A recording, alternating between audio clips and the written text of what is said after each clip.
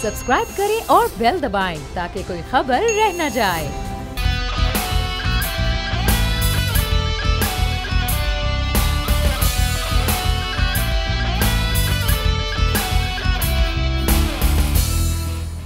अस्सलामुअलैकुम नाज़रीन, प्रोग्राम में आपको कहेंगे खुशामदीद। मैं हूं महविश अनस और मेरे साथ मौजूद है हमेशा की तरह बोल न्यूज़ के एडिटर इन चीफ नज़ीर लगारी साहब।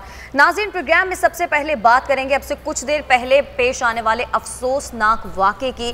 रुकने सिंध असम्बली शहनाज अंसारी नौशहरो फेरोज़ में मुसल्लह अफराद की फायरिंग से जाँ बहक हो गई हैं और ये बताया जा रहा है कि ये कोई ख़ानदानी दुश्मनी का शाखसाना लगता है। कोई ख़ानदानी दुश्मनी थी जिसके बायस शहनाज अंसारी साहिबा जो कि 40वें पर गई हुई थी, उसके बाद उन्हें वहां पर गोलियों का निशाना बनाया गया। मुसल्लह अफराद थे जिनकी जानिब से कातिलाना हमला हुआ। लगारी साहब, ये जो अफसोसनाक वाक़या आपसे कुछ देर पहले पेश आया है, शहनाज अंसारी साहिबा तो रुकने सिंध असम्बली हैं, लेकिन वो हों या कोई भी और आम शहरी हो, इस तरह से बेदर्द तरीके से किसी का भी कत्ल करना, ये किसकी गफलत है?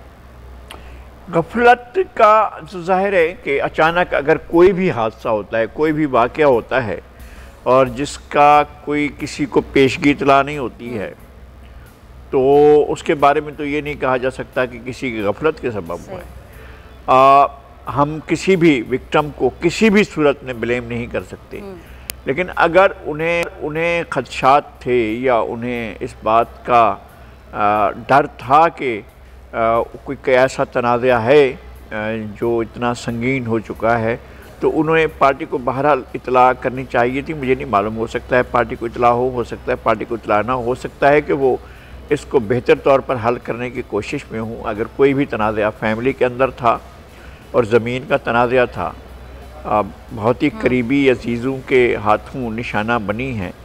एक और मसला है हमारी सोसाइटी का, फ्यूडल सोसाइटी ज़मीन के मामले में या मिल्कियत के बारे में बेरहम वाक़ई हुई है। इस हद तक बेरहम है कि खूनी रिश्ते जो हैं उनको भी खातिर में नहीं लाया जाता। मिल्कियत एक ऐसी मुसीबत है, और फ्यूडल सोसाइटी या ट्राइबल सोसाइटी मिल्कियत के दायरे में सिर्फ ज़मीन नहीं होती है, मनकुला और गैर मनकुला जायदाद नहीं होती है। वो तो इंसानों को भी मिल्कियत समझते हैं, रिश्तों को भी मिल्कियत समझते हैं, वो औरत को भी मिल्कियत ही समझते हैं और मिल्कियत के तौर पर ही ट्रीट करते हैं। यानी वो ये समझते हैं कि मिल्कियत को मिल्कियत रखने का हक क्या है भाई, मिल्कियत के पास मिल्कियत क्यों होनी चाहिए? यानी वो तो खुद किसी की मिल्कियत होना चाहिए औरत को, वो किसी दूसरे किसी भी चीज़ की मिल्कियत कैसे रख सकती है? ये एक ट्रेजेडी है, ये अलमिया है। और पाकिस्तान का अलमिया भी यही है कि हमने 72 साल में एक चीज़ के लिए पूरे का पूरा पाकिस्तान का सिस्टम, इस सड़े हुए इस गले हुए निज़ाम को तमाम इदारे मिलकर, आखिर में तो ख़त्म हो रहा था जब ज़री इस्लाहात आई थी और फिर उसके बाद ज़मीनें बांट दी गई थी और हद भी मुकर्रर कर दी गई थी। तो जनरल ज़ियाउल हक के दौर में सुप्रीम कोर्ट से जाकर ये फैसला लिया गया था कि नहीं, जो मिल्कियत है या ज़मींदारी जो है उसकी कोई हद मुकर्रर नहीं की जा सकती। और कौन गए थे? पीपल्स पार्टी के, पाकिस्तान पीपल्स पार्टी के रहनुमा गए थे कोर्ट में भुट्टो साहब के ज़रा इस्लाहात को चैलेंज करने के लिए। और कौन रहनुमा गए थे? फारूक लगारी गए थे और उन्होंने जाकर चैलेंज किया था कि किसी की भी ज़मीनें छीनना जो है वो शरीयत के ख़िलाफ़ है। ये ज़मीनें मिली कैसे थी इनको, कोई जानता है? ये ज़मीनें इसलिए मिली थी कि इन्होंने अंग्रेज़ों से वफादारी की थी, अंग्रेज़ों को खिदमात दी थी, अपने लोग भर्ती करके हवाले किए थे। अब वो ज़मीनों को तकसीम करना नहीं चाहते हैं, वो अपनी फैमिली में बांटना नहीं चाहते हैं। वो तकसीम, वो जिन लोगों की मिल्कियत है, वहाँ के लोग हैं जो वहाँ पर रहते हैं, सदियों से रहने वालों को और काश्तकारी करने वालों को अचानक आकर कहा गया कि यहाँ से उठ जाओ, ये ज़मीन तो फलां सरदार की है, फलां के। जो लोग सदियों से नस्ल दर नस्ल काश्त कर रहे थे, ऐसे लोगों को भी बेदखल किया गया। उसका शाखसाना है वो बेचारी शहनाज, जिन्होंने कभी सोचा भी नहीं था कि वो इस तरह की बेरहमाना अमल का निशाना बनेगी, इस तरह की दरिंदगी और वहशत का निशाना बनेगी। ये जागीरदारी के हाथों एक औरत का वो जो हक मांग रही थी, या अपने हक की बात कर रही थी, ये उसका कत्ल है। बिल्कुल सही बात है। लगाई साहब, अब कुछ बात कर लेते हैं सदर रजब तैयब उर्दवान के दौरे पाकिस्तान की। उनका दौरा पाकिस्तान मुकम्मल हो गया, वो वतन वापस चले गए, लेकिन उनके दौरे के हवाले से आपका क्या मौक़िफ़ है? हमने इस दौरे से क्या हासिल किया, क्या खोया, और दुनिया को इससे क्या पैगाम किया? देखें, ये हमें इस दौरे को किसी हुकूमत, किसी ओहदे, किसी मनसब, किसी परमानेंट ऑफिस से मंसूब नहीं करना चाहिए या किसी शख्सियत से मंसूब ना करना चाहिए। ये तुर्की का पाकिस्तान का दौरा था, तुर्की की तरफ से पाकिस्तान का दौरा था, या ये तैयब उर्दगान का पाकिस्तान की तरफ दौरा था। हमारा जो सूरत हाल थी अब से 1-1.5 महीना पहले, जब कोलालमपुर में कॉन्फ्रेंस हो रही थी, समिट हो रही थी इस्लामी सरबराहान की, तो हम तो नहीं जा रहे थे ना।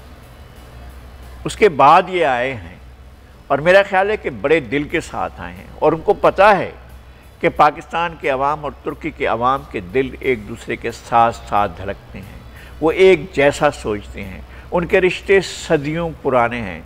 हमारे वज़ीर आज़म ने तो लंबी छोड़ी कि जनाब 600 साल तक तुर्की हुक्मरानी करता, कभी भी 600 साल तक क्या 200 साल तक भी तुर्की ने कभी हुक्मरानी नहीं की है पाकिस्तान के ऊपर, या तुर्कान उस्मान के मातहत कभी भी पाकिस्तान का कोई भी हुक्मरान नहीं रहा है कि वो खिलाफत उस्मानिया का मातहत रहा।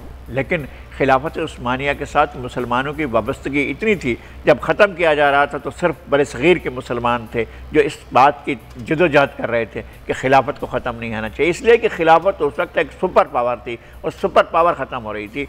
एक तरफ बरतानिया था और एक तरफ खिलाफत उस्मानिया थी। दुनिया की ये 2 सुपर पावर्स थी। एक सुपर पावर को बरतानिया ने ख़त्म किया तो फिर हमारे सारे हुक्मरान बरतानिया के साथ लग गए और उनके वो ख़ास और ख़ास बन गए, या फिर अमेरिका के, जो अमेरिका ने इस सारी सूरत हाल में जाकर संभाला।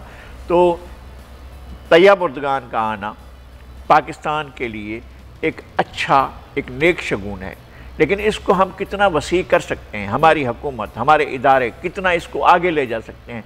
मैं एक बात बताता हूँ आपको, बहुत अच्छे ताल्लुकात हैं तुर्की और पाकिस्तान के, लेकिन ट्रेड का वॉल्यूम जो है वो $1 बिलियन से भी कम है, जबकि तुर्की और इंडिया का ट्रेड वॉल्यूम $20 अरब से भी ज़्यादा है। तो अगर आप बहुत करीब हैं तुर्की के, और तुर्की ये मौक़िफ़ रखता है कि कश्मीर पर पाकिस्तान का हक़ है और पाकिस्तान के हक़ को तस्लीम करता है, तो उसने परवाह नहीं किया कि मेरा इंडिया के साथ इतना बड़ा ताल्लुक़ है और मैं, हमारे बहुत से अरब दोस्त जो हैं वो इंडिया के साथ दोस्ती निभाने के मामले में वो हमारे साथ रियायत करने को भी तैयार नहीं है। अगर हमारे इस्लामी ममालिक, हमारे अरब भाई भी इस आवाज़ में साथ होते कि कश्मीर के साथ जो जुल्म इंडिया कर रहा है हमें उस पर साथ देना चाहिए पाकिस्तान का और कश्मीरियों का, तो आज सूरत हाल मुख्तलिफ होती। बिल्कुल।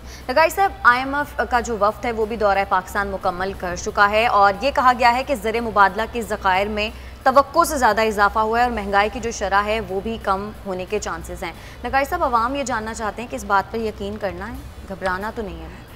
एक तो ये कि अवाम का घबराना या ना घबराना उनकी अपनी सवाबदीद है। घबराता या ना घबराने का मसला ये होता है कि शाम को उसके पास खाने के लिए रोटी है, उसके बच्चे के लिए दूध है, उसके अपने और उसके बच्चों के और उसके फैमिली के तन ढांपने के लिए कपड़े हैं, या उनके ऊपर एक छत है सर्दी से बचाने के लिए, गर्मी से बचाने के लिए, मौसमों की शिद्दतों से बचाने के लिए। यहाँ तो छीने जा रहे हैं।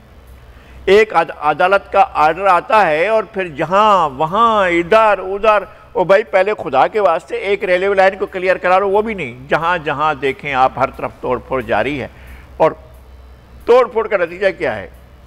लिजिटिमेट जो आपका, पहले तो जितने भी लिजिटिमेट थे उनको भगाया गया भत्ते ने, जो ताकतवर लोग भत्ता लिया करते थे उनसे लोग भाग गए, अपना बिजनेस इंडिया में चले गए, मलेशिया में चले गए और दुनिया के और अफ्रीका में चले गए और कनाडा में चले गए और जगहों पर चले गए, लोग पैसा लेकर चले गए। अब फिर यहाँ पर जो है वही सूरत हाल है, लोग जो है वो फिर पैसा लेकर भाग रहे हैं, इसलिए कि यहाँ पर तो पैसा महफूज नहीं है। अब यहाँ पर तोड़ फोड़ शुरू हो गई है, तो लोग पैसा कैसे लगाएंगे? लिजिटिमेट जो बिल्डर्स हैं वो भी तबाह हो रहे हैं। ठीक है लगाई साहब, हमें ब्रेक की जानी पड़ना। ब्रेक से जब हम वापस आएंगे तो वज़ीर आज़म पाकिस्तान इमरान खान के दौरे लाहौर के हवाले से बात करेंगे, साथ रहिएगा।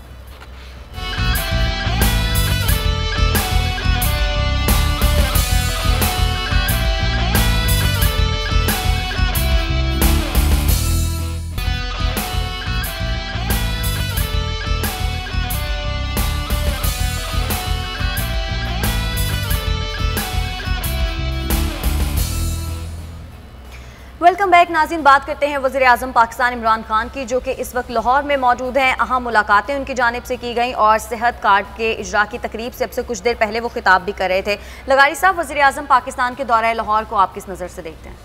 मेरे ख्याल में वज़ीर आज़म के इस तरह के दौरे तो होते रहते हैं। वो कैपिटल्स में जाते हैं, कराची में भी किसी वक्त उनकी आमद मुतवक्किल हो सकती है, कोयटा और पेशावर भी जा सकते हैं। लाहौर में बहरहाल कभी मसाइल बढ़ जाते हैं, सियासी मसाइल भी बढ़ जाते हैं। दर्जा हरारत जो अगरचे बहुत नीचे होता है, लेकिन फिर बाद दफ़ा दर्जा हरारत सियासी इतना ज़्यादा बढ़ जाता है कि वज़ीर आज़म को फिर लाहौर आना पड़ता है और लाहौर में आकर उसकी जो टेम्परेचर की शिद्दत है उसको कम करना पड़ता है।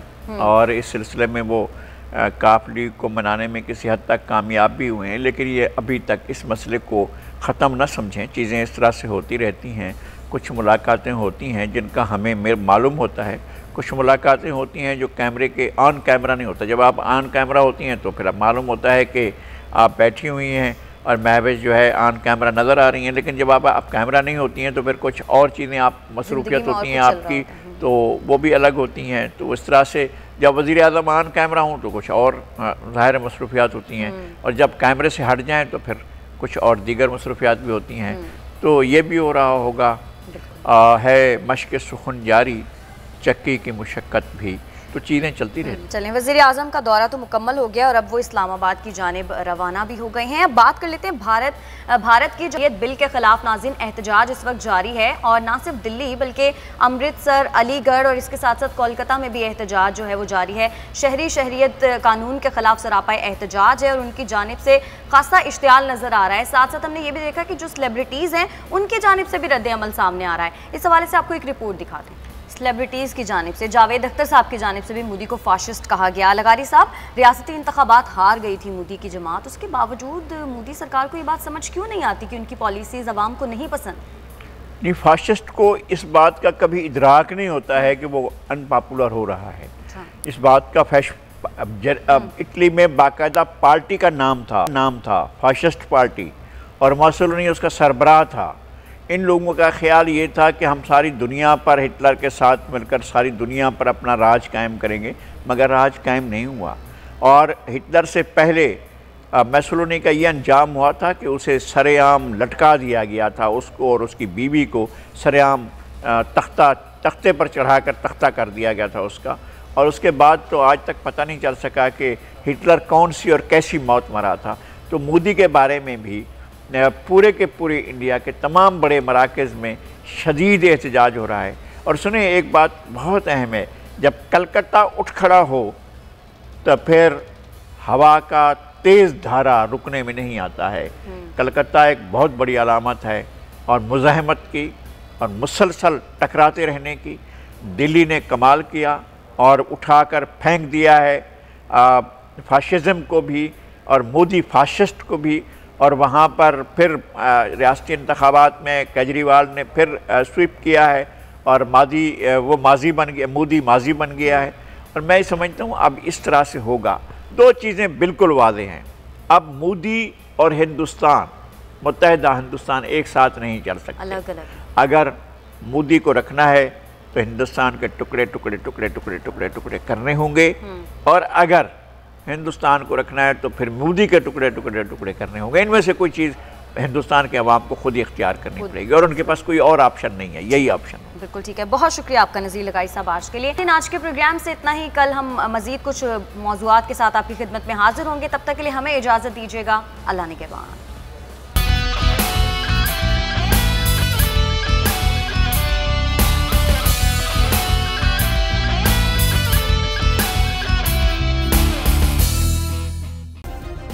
सब्सक्राइब करें और बेल दबाएं ताकि कोई खबर रह न जाए।